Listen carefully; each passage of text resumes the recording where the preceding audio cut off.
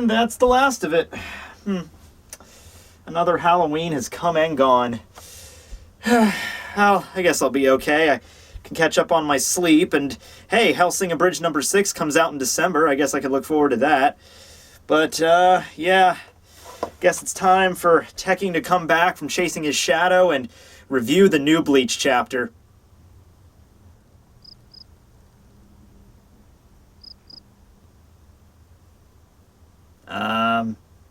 Shit, that usually works. Okay, I guess it's time for, Rad Tekking to burst through that door with some crazy antics and, then review the Bleach chapter.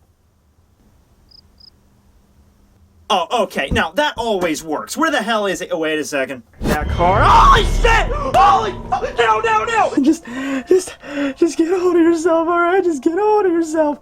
Oh my god! Oh, yeah, right, that poker game I had here 2 weeks ago. Shit got intense there, let me tell ya. Okay then, well, I guess by process of elimination, this week's review is by Law Tekking. Not really the best alternative there, but it's all we got. Freaking cricket. Okay, so where the hell's Law Tekking at then? Woo! Disney World, bitches! Okay, fine, whatever. I guess no one cares about division of labor around here. I guess I'll just do this week too.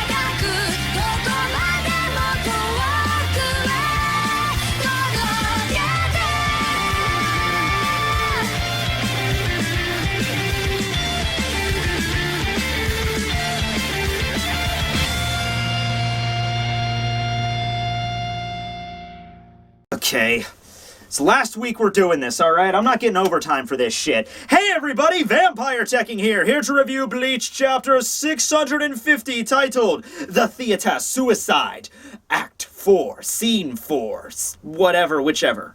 So if you remember from the last chapter, and really why wouldn't you, because it was honestly kind of disturbing, we had Lille Barro reviving himself after Shunsui had apparently finished him off by slitting his throat using Kuromatsu Shinzu's final attack there, and at the end of the chapter we had Shunsui getting blasted, and then we had Lille's head begin to reform itself in this really kind of distorted way. It's not like his, he just picked up his head and like plopped it back on his body. His head, I think, technically exploded there with the lover's thread technique Shunsui used, but yeah, it was really disturbing because it was like taking like the outline first. So, I'm sure we were all wondering like what the hell form is Lille gonna take now? Well, at the beginning of this chapter, we find out. His body begins to reform itself in the shape of... I am one Shi-Tong, he who knows 10,000 things. Okay, maybe not necessarily one Shi-Tong, but we have an owl face with blondish hair flowing from it, with Arceus legs coming out of the bottom. Yeah, okay, so I will say this, it is kind of reminiscent because Lille called himself a messenger of God, and now he's a bird sort of thing, so that makes sense, and a lot of other people were drawing parables to other shapes of gods, like Artemis and whatnot, so I'm just gonna say, I'm not really that upset. I love owls. They're my favorite predatorial bird, actually. So I'm cool with this, 100%. And I don't think it's random. I want to say also that. It's not like Kubo is just sitting there at his drawing table and just be like, okay, what shape should I make Lille? Just spin this wheel here. Say penguin, fish. Oh, okay, owl. Let's just go with that. Now, it does have meaning behind it, if you're willing to look for it, but I think the best way to sum it up is what the translation does there, and that's fantastically grotesque. Yeah, sure, that's one way to look at it. Let's go with that. Yeah, fine. You're not very bright, are you? So we get the title page, we get a close-up on what the new look is, and then we cut over to see what Shunsui's up to, hanging out with Katen Kyokatsu after he just got a hole blasted right through him. And honestly, last chapter it looked a lot worse off. It didn't, like, it looked like, you know, his entire, like, stomach area was just gone. But now in this chapter, it just looks like a minor little bullet wound. I mean, not minor. He got, you know, shot through himself, and he's already pretty heavily injured. Now, despite the fact he was probably on death's door already from already using his Bankai, but I'm just saying the wound looks a lot smaller here. And his response to this new appearance of Lille is basically just like, that's not something you see every day. What are you talking about? My new majestic form rivals that of the gods. You can't hope to— You look like if Archimedes fucked Sternritter V. You dare insult the likes of a god— Whoo! Whoo! I'm sorry. Yeah, you dare insult the likes of a god? Well then, that is despair. Weapons cannot kill me, for I am immortal, for I am invincible. Yeah, sure. And being immortal and invincible, as we all know, means that there's no possible way that somewhere in your life you're gonna completely get stuck somewhere. I mean, honestly, if someone ever wishes for immortality, like the ability to just never die, you could just go up to him and just push him into like an active volcano or something. Yeah, have fun there, boiling in lava for the rest of eternity, or better yet, you know, bottom of the ocean. That's fun, you know. Beyond it, you know, all that happens if you become immortal is that the chances of you end up being permanently stuck somewhere are raised to 100%. That's it. Although, I will say this much, he actually goes the extra mile, doesn't just say he's immortal as in if he can never die, he also actually adds on, like, I'm invincible as in, you know, actual damage, I can't feel pain or something. Well, maybe he could feel pain, but, you know, the damage is healed up, so it's not like, I'm immortal, oh, I just lost my arm, but my arm won't return because, you know, I'm just immortal. I'm not, like, completely invincible as in my body. But, yeah, just clearing up a little bit of the phrasing there. But, yeah, so this new form apparently gave him quite a confidence boost because now he's just charging towards Shunsui, you know, spouting off pretty much just like Bible verses at this point. Like, all thou sinners shall be rendered oblivion before my owly gaze. You know, shit like that, really. He grows an arm, to which I just realized he did not have one of those after he went Volt Standing, is pretty much just limited to the wings. Isn't that crazy? Don't you remember back when he was just a guy with a gun, and now we've just, like, in the span of just 5 chapters, we go from guy with a gun to angel to weird owl angel Arceus-looking hybrid thing that can shoot lasers out of his hands. Speaking of which, lasers out of his hands. So, in a pretty awesome technique, I have to admit, he just, like, raises up the arm he just forged, and like a single beam of light just vertically shoots out from it and just slices everything in its path to sunder. So pretty much the entirety of the portion of the Warwelt they're standing on. Seriously, I think you all might have something to say about this. This is supposed to be his epic New World Castle, the thing he was so proclamant about when he— I mean, that's the first thing he did after he became God. Let's redecorate this place, bitches! And now Lille's going around wrecking the thing. I might have to say yes to he's going to be a little pissed about that when he wakes up from his nap, but whatever. He strikes an attack here, and I want to say, is this just like a direct, like, straight line sort of attack? Because if that's the case, not really that smart. Like, it's the same shit with Mugetsu, and I've said this before, and I just want everyone to know, Mugetsu, in terms of a technique, wasn't really that, like, different or special. All it was just, like, a straight cut that just cut, like, everything in its path got destroyed, but it was, like, a straight line. That was it. You know, was anyone else a little bit disappointed by that when, like, if you were actually reading Bleach back then, like, the chapter where Ichigo goes Mugetsu and, like, the entire sky goes black, and we were, like, next week, we're like, holy shit, what's gonna happen? And all that happened was that Aizen got cut right down the middle, and you're like, oh, that's, okay, that's something. I was expecting him to be, like, destroyed at a molecular level by the power of darkness made incarnate, but okay, I guess getting cut in half, that's cool. I mean, that's all Mugetsu was just like a straight attack vertically. So I want to say that's kind of it, but we do see a little bit of a wide range of destruction, so maybe it's just the angle. It's a little bit more of an expansive area that's destroyed. Anyway, though, Shunsui does manage to evade this attack somehow, but Lille doesn't really fall for it. He knows immediately where he is right away, pretty much. I know you're back there. So even now, you have the strength to escape from my divine light of punishment. You know what? I mean, for a guy that claims to be able to shoot down any target with 100% accuracy, I mean, I will admit, you got some shots out on Shunsui in this fight, but he dodged quite a bit too, so I think your street cred is permanently damaged there, Lille, but alright. Anyway, we cut to the behind the tower area where Shunsui is hiding, and even though Lille knows exactly where he is, he doesn't really go over there right away, which I don't know if he's just like, I'm gonna destroy you, Shunsui, but first I must clean myself. And hunt mice. I gotta hunt a lot of mice now. I have this urge to hunt mice. Anyway, we see Shunsui along with Katen Kyokatsu, who's still calling him Sakura Nosuke, and she's basically just saying, like, hey, look, this is not an opponent that I can defeat. We tried the Kuromatsu Shinju with the life-cutting thread, the ultimate technique that Shunsui had, and I guess that does confirm this was the ultimate technique that he had. To which, I mean, it's a pretty cool technique. I'm not going to say it's not. But for that to be, like, the final ultimate apex of his Bankai for something that we've wanted to see for so long, honestly, I think the Django's Abyss, the underwater thing, I think that was a lot cooler. Because all the lovers' suicide thread was just, I guess, you make a string, and the opponent gets caught, and let's just assume it's an attack you can't avoid, like the strings will catch you, and then all it does is lop off your head. Now, you might be thinking to yourself, well, lopping off your head, that's a pretty much sure victory there.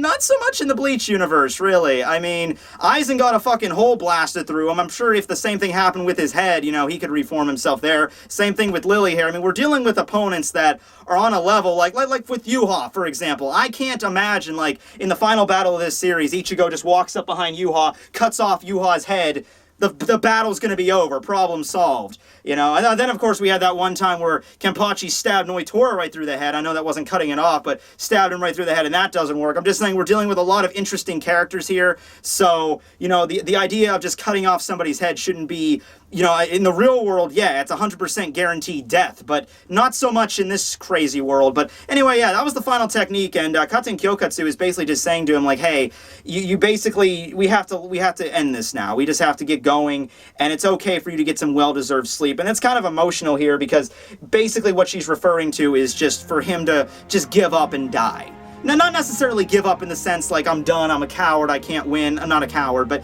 you know, in the sense of just like, hey, you did your best, we tried, we failed, he's just stronger than we are, and you've done so much for the Soul Society already, for everybody, and you've bided time for them, and no one's gonna hold it against you if you just take a well-deserved final rest.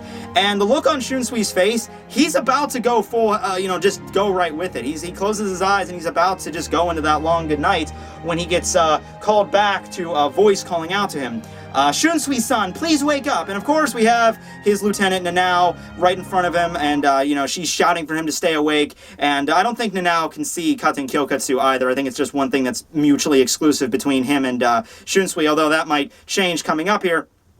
So, you know, he's like, oh, you're okay, but then he starts splatting up blood, you know, so he's obviously on death's door already and just got willed back to it.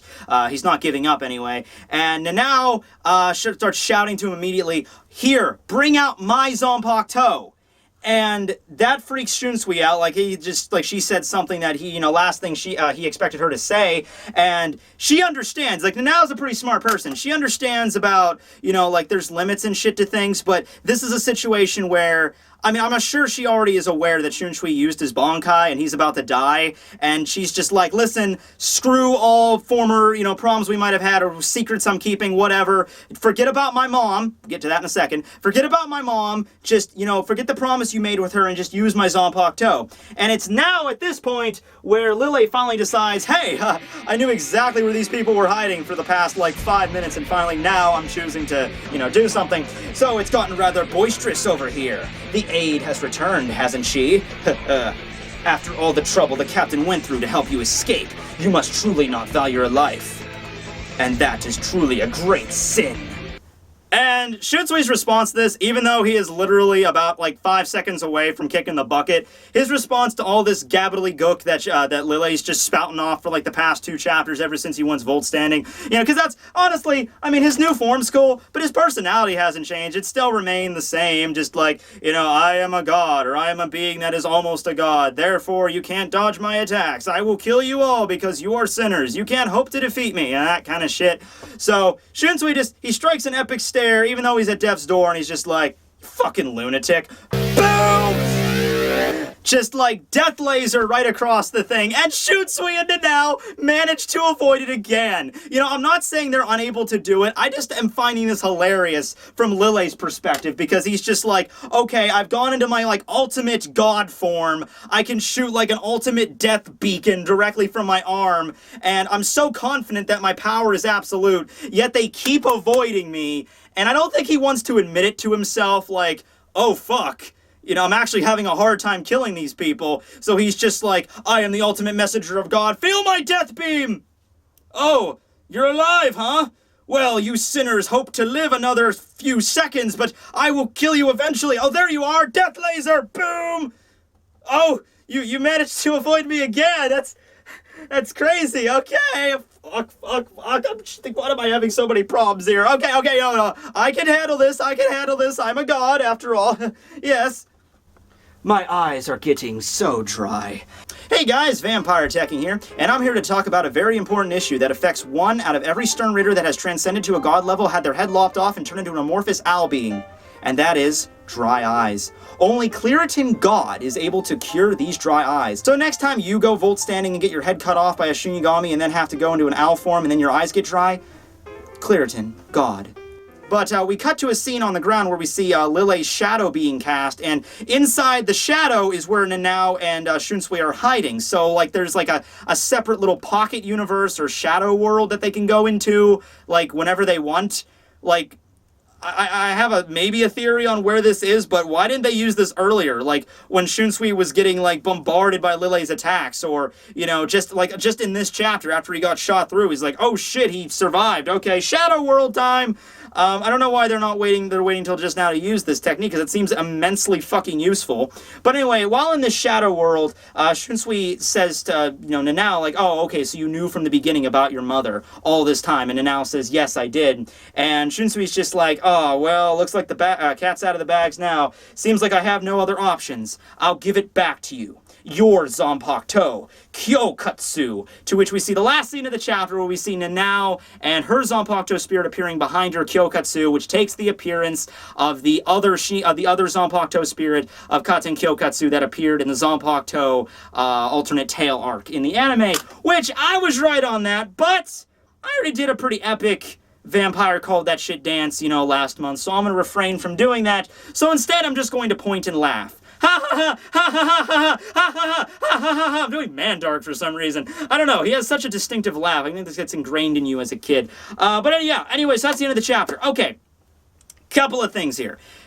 Number one, the being Kyokatsu itself is a Zanpakuto, and then I'm going to talk about the issue of Nanao's mother. Okay, so basically what we're led to believe here is that we had Shunsui Zanpakuto, which was introduced as Katen Kyokatsu. And then here in this chapter, it's just the Kyokatsu part, or the lunatic or mad bone part, that's actually a part of, Nanao's Zanpakuto. Now, we've never actually directly seen Nanao's Zanpakuto before in the series. The closest we ever got to it was when Shunsui and Ukitake were facing off against Yamamoto at the end of the Soul Society arc. And Nanao was there for a very brief time, and right before she was knocked out by Yamamoto's Ryatsu, she was reaching into her Shihakusho to pull out her Zanpakuto. Her Zanpakuto, we've seen it in like a color book. It's like takes the form of like a little tanto or like a dagger sort of deal, and she keeps it inside of her Shihakusho robes. So that's what its appearance is, but we never actually understood what it could do or what her spirit is.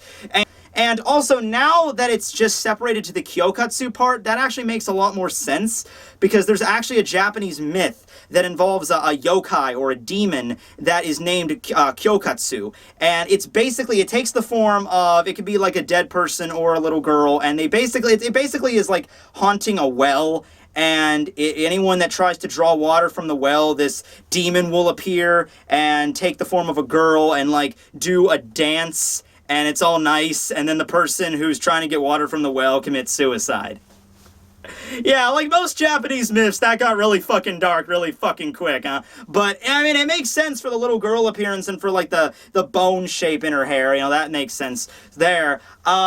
So, as for going on for the mother, and oh, by the way, just disregard pretty much, I don't know if you want to say disregard everything that happened in the Zanpakuto arc, compared to that, because we did have an entire episode of that arc, the Sword Beast part of it anyway, dedicated to Kyokatsu hanging out with Nanao, and how she's like really reserved and kind of defensive around Nanao, and that has so many parallels right now. I have to wonder, like, if did Kubo actually send a memo to like TV Tokyo, like, hey, you guys need to do an episode about just Nanao and Kyokatsu, and then have them behave this way, and then in about 6 years when I do the chapter where Kyokatsu appears, I'll look like a fucking genius. So you need to do that. I wouldn't doubt if he did that. Honestly, no. But anyway, yeah. As to deal with Nanao's mother, this is obviously a character that we've probably never seen before, never mentioned before. I don't think Kubo's going to do a thing like, oh, it was this character all along. Now, I don't think it's a character we're ever going to even, heard or mentioned before.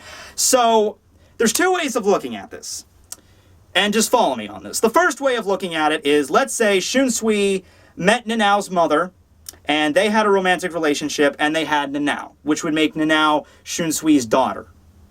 And the other way of looking at it is saying that Nanao's mother was maybe not necessarily involved romantically with Shunsui, but perhaps was, I don't know, the lieutenant of Squad 8 at some point, because Shunsui's been around for a very long time. In Turn Back the Pendulum, it was Lisa, but it might have been somebody before that. Lisa might tie it into this some way, too. I don't know, because Lisa, Lisa and Nanao have so many similarities to each other. I want to say maybe there's some connection there, too. But, yeah, there might be another lieutenant before that, or she might have just been a member of the 8th Division, or maybe just a friend that Shunsui knew, and had Nanao with another person, and Nanao's mother maybe just wanted to have a promise to Shunsui, maybe like Nanao's Zanpakuto was too dangerous, she didn't want to use it, or she was afraid of her daughter, becoming a Shinigami, so somehow, through some way, they transferred the spirit over to Shunsui, and that's why he has two swords there. That's one way of certainly looking at it here, because the thing you have to look about with the dual swords thing, Shunsui and possibly Ichigo, but Shunsui is the only one that has two swords in his sealed state, and that's the weird thing. The other two-bladed sword is Ukitake, but his Sogyo no Kotowari is only one katana that becomes two. And I guess Kazashini, but yeah, I don't know if I wouldn't really call Kazashini as two swords because, first off, they're not really swords. They're Kusarigama that are connected by a chain, which can be considered its own weapon. Whatever. Even if you want to consider Shuhei Zanpakuto two dual blades, his sealed form of Kazashini is still just a single katana. And I say Ichigo because we haven't seen Ichigo's sealed form in fucking forever, but Ichigo is such a rare case that I think it's okay to take him out of the running here because he has such a unique backstory in and itself. Even if, he ends up having two regularly sealed blades, that's kind of just his own little category. But aside from Ichigo, who's a special exception, Shunsui's the only Shinigami that has two Zanpakuto in his release state. And maybe that makes sense. Maybe he gave, like Nanao's mother gave Shunsui Nanao's Zanpakuto and told him, to keep it safe or whatnot. Now, I'm leaning toward at first I was leaning toward the second option, but now that I'm starting to think about it a little more, there might be some more credence to believing that Shunsui might possibly be Nanao's dad. And the only piece of evidence I've managed to scrounge up that might hint to this maybe a little bit is there was a scene in Turn Back the Pendulum where Nanao appears as a child. Chibi Nanao, in case you remember. Yeah, this is Chibi Nanao. And, Shunsui's basically walking back to the barracks at night, and he sees her, and Nanao's there as a child holding a book because Lisa always read to her. And the line of dialogue basically went like Shunsui saying, "Oh, you're Nanao-chan." And Nanao's just like, "Oh, yes, I'm glad you remembered my name, Captain." And Shunsui's excuse for remembering Nanao's name was basically like, "Oh, well, I remember all the ladies of my division, and also you're the youngest member, so of course I would remember you." You could interpret that two ways, one being incredibly creepy, the other one being that you're my daughter, of course I'm going to remember your name. That's the only piece I've managed to scrounge together other than just their normal bickering back and forth. But yeah, that's my opinion on the matter. For whatever abilities Kyokatsu might have, that's completely up for debate. But it's probably going to end up being the saving grace and finishing off Lille, I would say.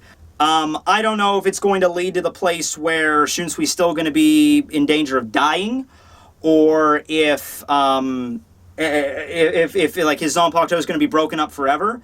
I think at this point we're about ready for a flashback, I would say. I would say next chapter, because they dropped so much new shit on us we need to see a flashback next chapter, even if it's not even the whole chapter, just to kind of see Nanao's mother, piece this shit together on what's going on.